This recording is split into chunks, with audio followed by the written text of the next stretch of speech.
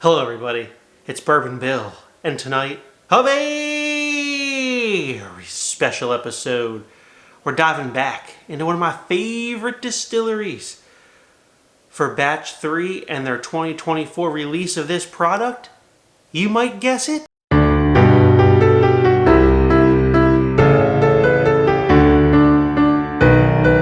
Jack Daniel's 10-year Batch 3. And for you eagle-eyed viewers, this does say Batch 2, but thank you, David Perrin, for sending me the sample of Batch 3.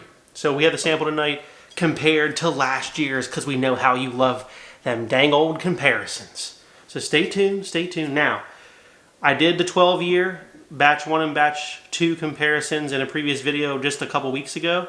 I'll link that above, go watch it. I do have good news to report. Somebody, though, has helped me score a bottle of the 12-year Batch 2.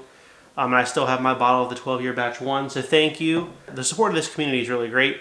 If someone could help me score a bottle of the Batch 3, though, I do need the bottle to be able to put it into top 10 bourbons of the year for 2024. So keep that in mind. If I don't get a bottle, it can't be included, sadly. Okay, so back to where we are with the bottles are no different. They're still 700 mil. Sad, I know.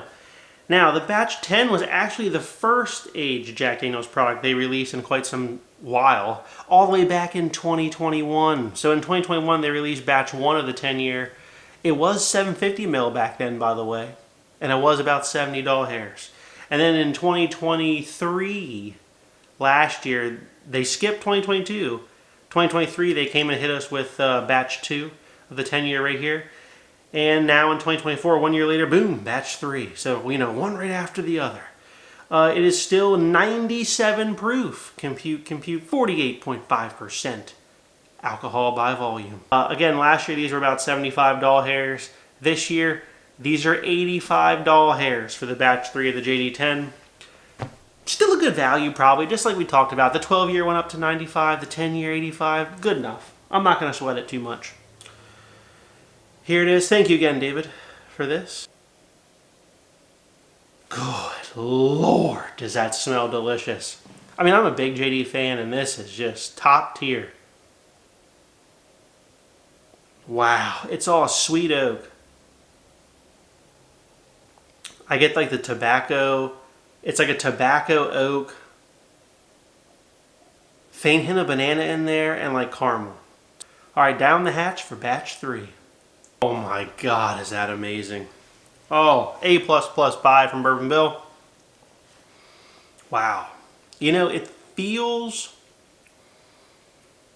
nice and viscous and a little bit oily. I mean, for 97 proof, I wasn't expecting that, but it feels pretty good in the mouth. Flavors are all like barrel char, caramel.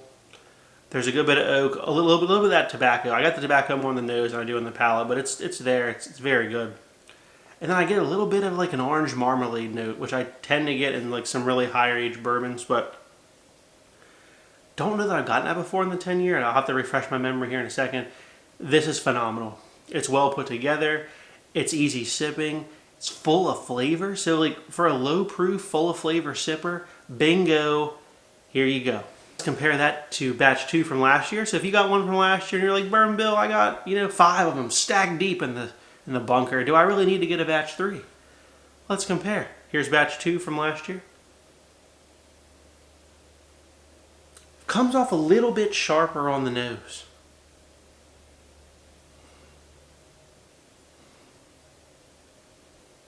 In a little less oak. Batch 2 comes off a little sharper. It still has like the barrel char, the caramel, the oak's there, but the oak feels like it's dialed back and the sweetness feels like it's dialed back. It's not as like sweet and inviting. It's a little bit sharper. Let's take a sip. Ooh. Well, this is good. And I gave this an A+ rating last year, but it's really lacking compared to Batch 3. But this is a huge difference. If you remember, I didn't get that much difference on the 12 years, but there is a fairly stark difference here. Batch 2 from last year has got more banana to it, and caramel, and the oak's there, but it's just all dialed back. It doesn't drink as old. Honestly, this Batch 3 drinks older. There's way more oak, way more sweet tobacco. Like the barrel char and caramel it's just deeper. Where I was torn on the 12 years, I'm definitive on the 10. Batch 3 of the 10 year is better. It carries more flavor, a little bit more complex. Carries a little bit more flavor through the mid palate. I really dig it. Definitely pick one up. If you liked last year's, you're going to for sure like Batch 3 because it's only deeper, darker, and richer. I might say, Bourbon Bill, you're singing its praises. How does this 10 year Batch 3 compare to this year Batch 2 of the 12 year? Heck, let's find out. Got my own bottle of the 12 year now. In the Gold Champions Glen. Now this is basically a fresh crack. Oh, listen to that sound, that glug glug glug of the fresh bottle.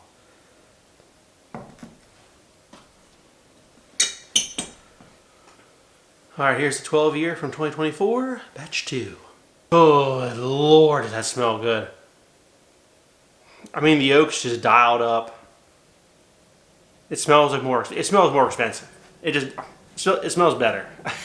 It's a lot of the same notes. Way higher well-seasoned oak. A little bit of elevated caramel. Almost getting some fruit notes in here. Let's take a sip. That 12 year's a beast. It seems the theme for 2024 was to up the oak, which I'm here for, right? I said in my review the 12 year. This feels oakier than last year's 12 year. It just got way more oak to it. The caramel's dialed up. It's very good. Very good. Okay. That was a 12 year compared to the 10 year Batch 3.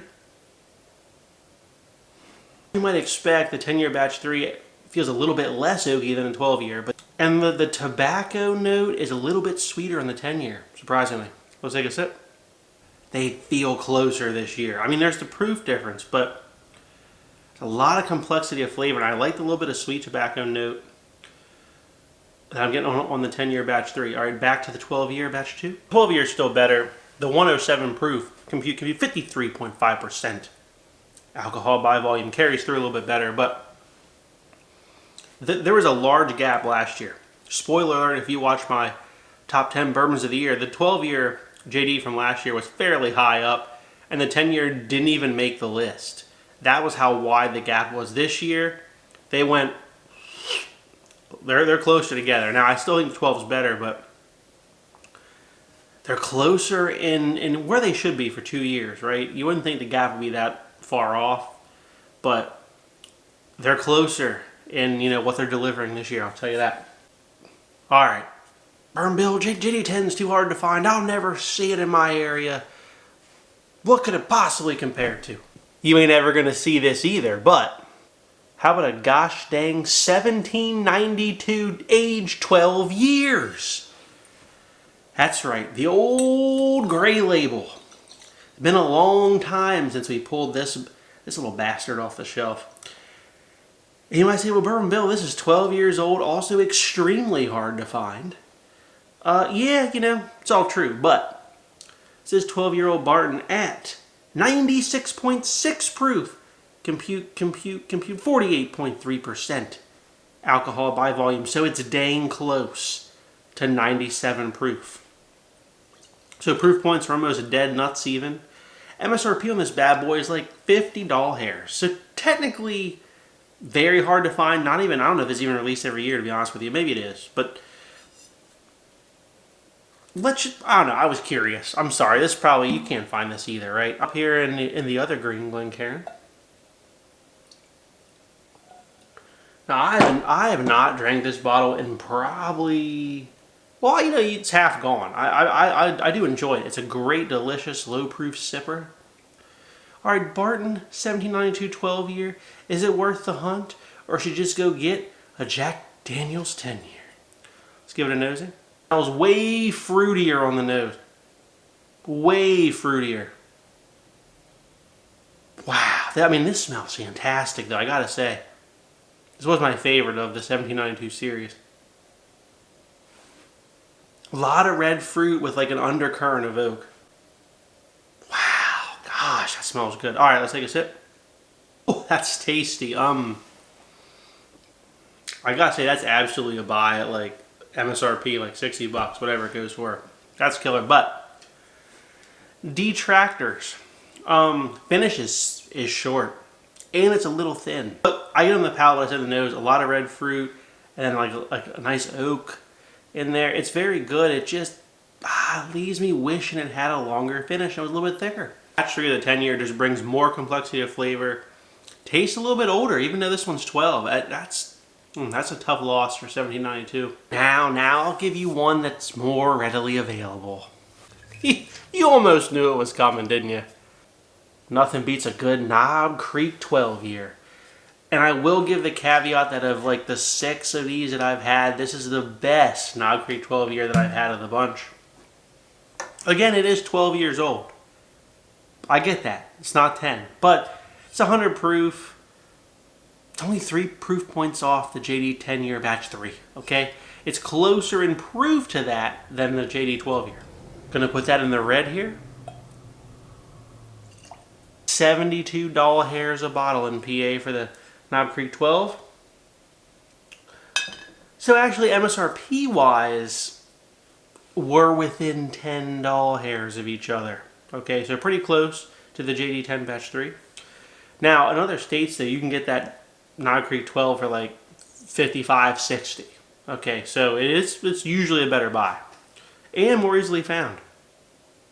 Son of a... Oh my God. Knob Creek 12 just comes to play. It just comes to play. Such a wall of well-seasoned oak on this one here. There's red fruits, but there's also that orange marmalade note that I was getting on the JD10 Batch 3. These are neck and neck. I mean neck and neck here. Now, the only difference, this carries a Knob Creek profile of like really dense oak and like more leaning red fruitish, brown sugarish, and this leans bananas from JD but also carries those same flavors. So these are little Glencairn battle going on here. All right, down the hatch with the Knob Creek 12. God, this particular one is, I need to get another one. This bottle is so unfair. It's so good. So much red fruits, brown sugars, caramels, and a wall of oak on this bad boy. I'll tell you, it doesn't feel thicker or more proofy than the JD 10 year batch 3 here, even though this one's 3 proof points less. Gosh. Oh, it's so good. The narrowest of margins, I give it to the JD 10 batch 3. It's thicker, longer finish. And like the bananas, tobacco, caramel, it just brings a little bit more in terms of total options for flavor. It brings a little bit more to the table. Now I wouldn't leave you there. We'll do one final comparison. It's probably a little unfair though. Dun dun! Also, in one of my most recent videos, the Sealbox Bull Run 10 year MGP, finished for a year and a half in cognac casks. A bottle guaranteed to make my top 10 bourbons of the year. At 109.22 proof, compute, 54.61% alcohol by volume. How does she stack up? How does she stack up? $100 hairs a bottle. So, you know, she more expensive than the JD10 Batch 3. Oh my God. So much like blueberries. Grape. Caramels. Oaks. That tobacco note is very present. Comes off a little bit drier in the Sealbox 10 year. Only difference here is the banana scent coming off the JD10 Batch 3. Alright, let's give the cognac a sip. Oh, good Lord, that is good. Oh my God. So much great blueberry, just bouquet of fruits, caramel, tobacco, and oak and spice to finish her out. This is mouth coating and delicious. That's going to be tough to beat. JD right here. The JD10 Batch 3 is close, but it does lose. It does lose. For a bottle that's guaranteed to make top 10, that JD 10 year Batch 3 came out swinging. I mean, it's close. Now, there's more complexity of flavor on the Steel Box 10 year. And it's like, it's 100 doll hairs, right? It's like 15 doll hairs more, but you're getting more here with this. So, and I'm here to say tonight, the 10 year for 2024, the Batch 3, came out swinging. It's much closer to this 12 year than you want to believe, and you should not pass it up. I know I saw people like, well, I don't want the 10 year, I can get the 12. I don't want the 10. You want the 10 year this year. So if you like what you saw tonight, please like, comment, and most importantly, hit that subscribe button, everyone. Thanks. Have a good evening.